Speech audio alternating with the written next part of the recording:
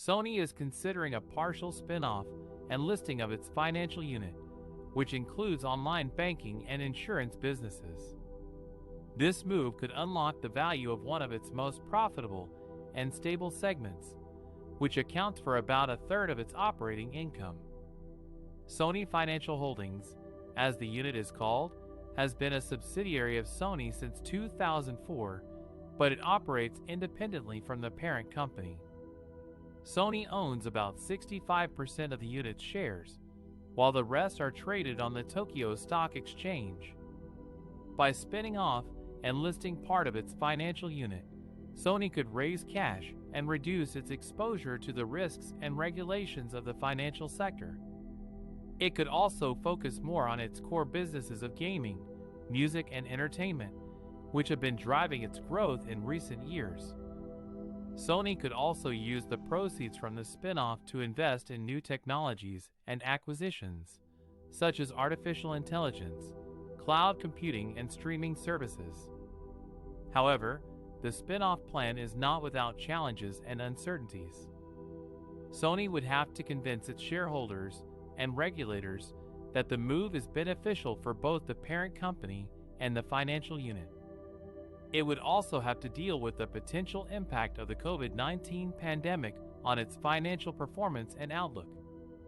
Moreover, Sony would have to compete with other global players in the financial sector, such as Alibaba, Tencent, and Amazon, which are expanding their online banking and insurance offerings. The spin-off plan is still under discussion and has not been finalized yet. Sony has not disclosed how much of its financial unit it plans to sell or when it expects to complete the deal. However, some analysts estimate that Sony could raise up to $4 billion from the spin-off, which would boost its market value and shareholder returns. The spin-off could also mark a major strategic shift for Sony, which has been transforming itself from a hardware maker to a content provider in recent years. Sony has been operating its financial unit, Sony Financial Holdings, since the unit includes life insurance and banking businesses that generate stable profits for the group. In 2020, Sony decided to take full control of the unit by buying out the remaining 35% of shares from other shareholders and joint venture partners. The move was aimed at strengthening Sony's financial position and enhancing its corporate value. However, Sony's strategy seems to have changed, and the company announced that it is considering a partial spin-off and listing of its financial unit within 2 to 3 years.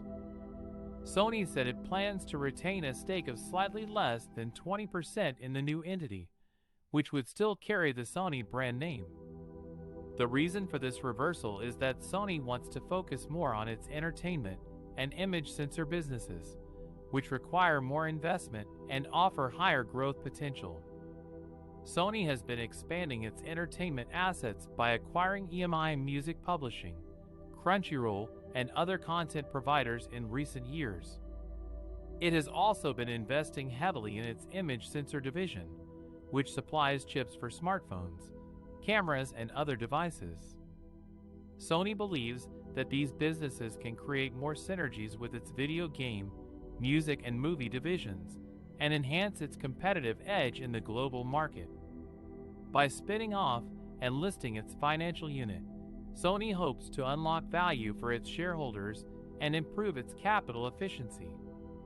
It also hopes to take advantage of a new tax scheme that allows companies to split their units without paying extra taxes.